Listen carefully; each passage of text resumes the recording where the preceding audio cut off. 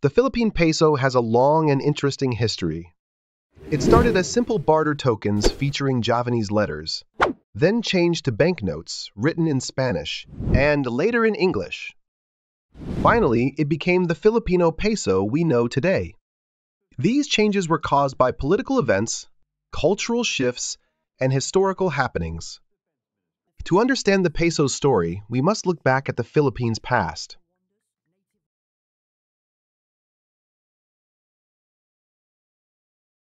Before Magellan arrived in 1521, the islands were already home to many different tribes. These people traded with other countries like China, Thailand, Java, and Borneo. They exchanged things like gold, pearls, and cotton. Eventually, they needed a way to make trades easier. So, they started using cowrie shells as money. These shells were made from gold, jade, quartz, or wood and were used for a very long time. One of the first types of coins in the Philippines was made from gold, which was plentiful on the islands. Gold was used to create barter rings and coins called piloncitos. Piloncitos had a flat base and an embossed inscription with the letters M and A. This inscription was written in a style similar to Javanese script, which was used in the Philippines around the 11th century. Many people believe that MA might be a shortened form of the name of our islands before Spanish colonization. Some historical records from China and Brunei mention trading with a place called Ma-i-Orma Yi. This suggests that the Chinese may have given the Philippines its name. Ma-i was mentioned in the official history of the Song dynasty. This record lists Ma-i among the southern sea nations with whom Chinese merchants traded in the year 971 AD, which coincides with the time the coins were in circulation. Historian William Henry Scott confirms that this is the first positive reference to political states in or near the Philippines. During the Spanish colonial period, galleons from Mexico and other Spanish territories brought a variety of coins to the Philippines. One of the most notable was the cob, or macaquina, a silver coin featuring a cross on one side and the Spanish royal coat of arms on the other. Over time, these cob coins were replaced by a more elegant silver coin known as the dos mundos. The dos mundos were designed to symbolize Spanish dominance over Europe, the Americas, and the East, and they became known as the Mexican pillar dollar or columnarias because of the distinctive emblem with two columns on one side. These coins earned a reputation as some of the most respected currency in the world. The Spanish not only transformed the monetary system, but also centralized governance and improved tax collection methods to boost government revenue. In the Philippines, the first locally minted coins, called barillas, were small bronze or copper pieces worth about 1 centavo. The term barilla eventually gave rise to the Filipino word barya for small change. The galleon trade established a vital link between Manila and Acapulco, Mexico, facilitating the flow of silver and coins to the Philippines. By the 1800s, Manila had begun minting its own gold coins featuring Queen Isabella II of Spain. On August 1, 1851, the Philippines saw the establishment of its first bank, El Banco Español Filipino de Isabel II, named after the Spanish Queen. This government bank was granted the authority to print Philippine money, leading to the creation of the first Philippine peso, which was printed locally. As the revolutionary fires began to burn, Emilio Aguinaldo declared the nation's independence on June 12, 1898. The first Philippine Republic was solidified with the proclamation of the Malolos Constitution on January 23, 1899, marking the country's break from over 300 years of Spanish rule. The new republic even introduced its own currency. Copper 2-centavo coins were minted at the Malolos arsenal, and revolutionary notes, denominated as 1 peso and 5 peso bills, were printed. These paper bills bore the label Republica Filipina Papal Monedand, were hand-signed by notable figures, including Pedro Paterno, Telesforo Tridan, and Mariano Limjap.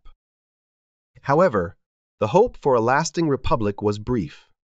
After Aguinaldo's surrender to American forces, the newly issued currency was rendered illegal, never to become widespread. The final blow came with the Treaty of Paris, signed on December 10, 1898. This treaty marked the official end of Spanish rule, as Spain relinquished control of Cuba, Puerto Rico, Guam, and the Philippines to the United States. The Philippines once again would find itself under foreign control. During the American occupation of the Philippines, sweeping changes reshaped the country's banking, currency, and credit systems. The Philippine Coinage Act of 1903, passed by the U.S. Congress, introduced a new unit of currency, the Philippine peso. This peso, valued at half of a U.S. dollar, was carefully pegged to gold. According to the act, each peso was equivalent to 50 cents of gold, and it could be exchanged for gold at the Philippine Treasury, making it the sole circulating currency among the Filipino people. For over 4 decades, this exchange rate remained fixed, persisting until the Philippines gained full independence in 1946. The coins issued under this system bore intricate designs crafted by Milicio Figueroa, a renowned Filipino engraver and artist. As American rule continued to influence the nation, El Banco Español Filipino, the oldest bank in Southeast Asia, transitioned from its Spanish roots into a truly Philippine institution. On January 1, 1912, the bank's name was officially changed to the Bank of the Philippine Islands. During the American colonial period, the bank was fully privatized, marking a new chapter in the financial history of the Philippines under foreign rule. In 1942, the Japanese invaded the Philippines, and the country's economy fell apart.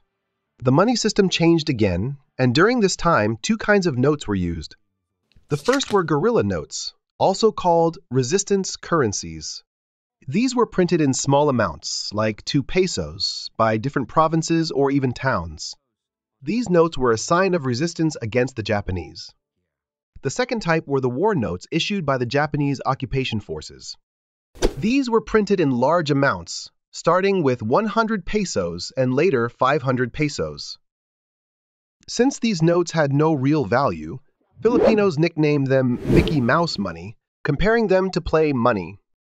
Inflation hit the country hard, and prices shot up. Filipinos had to carry bags full of Mickey Mouse money just to buy everyday items. A single duck egg cost 75 pesos, and a box of matches was over 100 pesos. In 1944, the American Liberation Forces arrived, bringing with them a new currency called Victory Series No. 66. These were old treasury notes stamped with victory.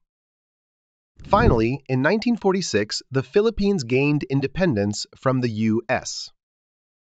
After the war, the Bank of the Philippine Islands helped rebuild the economy and played a big part in the country's recovery. In 1949, the Bank of the Philippine Islands lost the right to issue pesos, and the newly established Central Bank of the Philippines took over.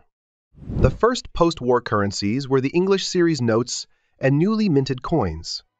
Printed by Thomas de la Rue and Company in England, and minted by the U.S. Bureau of Mint, these bills resembled American currency, with Central Bank of the Philippines prominently displayed. The English series featured denominations from 1 to 500 pesos, showcasing Filipino heroes on one side and historical vignettes on the other. Initially, older Victory Series notes remained in circulation, stamped with the new bank's name. From the late 1800s to early 1900s, banknote designs focused on security, using watermarks and intricate engravings to prevent counterfeiting. In 1969, the Philippines joined this trend with the launch of the Filipino series, marking the start of the Filipinization of its currency. These colorful notes, featuring Filipino text, heroes, and historical scenes, symbolized national pride. By 1974, this series was replaced by the ABL series, introduced after martial law, reflecting the nation's political shift under President Ferdinand Marcos' New Society movement.